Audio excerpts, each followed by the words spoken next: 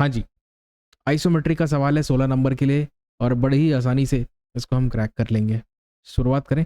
सबसे पहले तो देख लो लेंथ कितना है। ये 1 मिनट ना, ये हाँ लेंथ है 100 का, हाइट है 50 का और जो विड्थ है वो 50 की है। तो लेंथ और विड्थ, इससे हम लोग क्या करेंगे, पहले हम बेस बनाएंगे ऐसा। भाई जिसने भी आइसोमेट्रिक पहले जीवन में कभी ना बनाया हो वो इस सोल्यूशन को ना देखे, क्योंकि मेरे पास समय नहीं है कि ये एंगल कितना होता है, ऐसे कैसे चलते हैं, ये सब एक्सप्लेन करने का मेरे पास बिल्कुल समय नहीं है, मैं चाहता भी नहीं हूँ। ये सोल्यूशन है, जिसने भी ऐसे आइसोमेट्रिक पढ़ रखा है वही इसका सोल्यूशन देखे। ठीक है, क्षमा करना है, एक एक चीज़ डिटेल में नहीं बताऊंगा। अगर आइसोमेट्रिक समझना चाहते हो तो उसकी प्लेलिस्ट मिल जाएगी यूट्यूब में, देख लेना। चलो जी, ये हो गया। तो सर ये जो आपने बनाया है ये है 100 का, ये जो बनाया है हमने ये है 50 का, 50 का। बहुत बढ़िया। अच्छा, ये हाइट दिख रहा है कितना है, ये 50। इन दोनों पॉइंट से 50 ऊपर चले जाओ, चले गए। सामने कितना हो गए 30, 30, तो सामने 30 आ जाओ, ये आ जाओ, आ गए। अब ये नीचे कितना जाना है, तो सर पूरा 50 में से 20 हटा देते तो यहाँ नीचे आ जाएंगे अपन 30, 30 नीचे आ जाओ, ये कर लिए।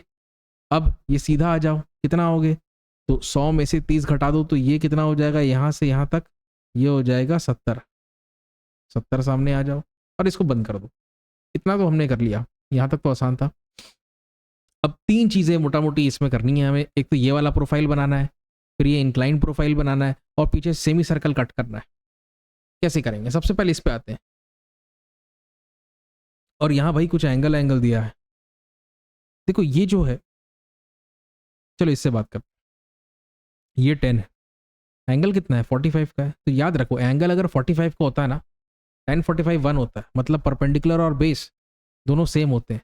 तो परपेंडिकुलर ये जो है वो 10 है, तो बेस भी कितने का होगा, 10 का होगा। कुछ समझ में आई बात। आप या तो यहाँ से 10 ऊपर चले जाओ और 10 राइट चले जाओ, 10 ऊपर 10 लेफ्ट, या फिर 10 राइट और 10 ऊपर। समझ गए होगे मेरे ख्याल में तुम लोग। सबसे पहले इन दोनों पॉइंट्स को लोकेट करना है। ये वाला जो पॉइंट है वो कहाँ पे, यहाँ पर। और यहाँ से कितने दूरी पर ये वाला पॉइंट है, तो ये 30 की दूरी पर है। ठीक है, तो मैं फिर से बता देता हूँ, ये distance this is 20, this is 30। इतना तो करो पहले। अब 10 ऊपर जाओ, अब यहाँ से 10 राइट में आओ और यहाँ से 10 लेफ्ट जाओ। ये पॉइंट मिल गया, मतलब ये वाला पॉइंट मिल गया, ये पॉइंट मिल गया, मतलब ये वाला पॉइंट मिल गया। अब कनेक्ट कर दो, ये प्रोफाइल तो हो गई, बीच में भी जोड़ दो, ये स्ट्रेट लाइन है। इतना तो कर लिया हमने। अब आगे की क्या कहानी है, इसको ज़रा देखना होगा हमें। आगे हम क्या करें, चलो इस पे आते हैं। ये बीचों बीच एक स्ट्रिप लगा हुआ है, वो भी इंक्लाइन। तो बीचों बीच हम भी स्ट्रिप लगा लेते हैं यहाँ पे सेंटर। कैसे, जरा देखो मैं बता रहा हूँ फिर से। ये सेंटर दिख रहा है आपको, ये 10 mm, मतलब 5 ऊपर 5 नीचे, तो 5 इस तरफ 5 इस तरफ। सेम काम यहाँ पे भी आपको करना है, कर लोगे। अब कनेक्ट कर दो। ठीक, अब ये अच्छे से बनाना है अगर, तो बिल्कुल इसको नीचे लाओ, फिर इसको इधर लेके जाओ। अब हुआ ये। अब यहाँ पे आते हैं हम लोग, सेमी सर्कल हम लोग को कट करना है। देखो रेडियस कितने का है, 15 का है ये। स्क्रीन को पिंच करना, जूम हो जाएगा वहाँ पे।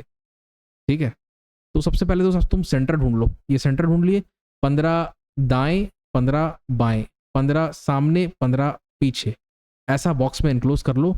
बस छोटे डायगोनल के दोनों कॉर्नर पॉइंट से ऑपोजिट साइड्स पर लाइन खींचनी है, इधर से भी।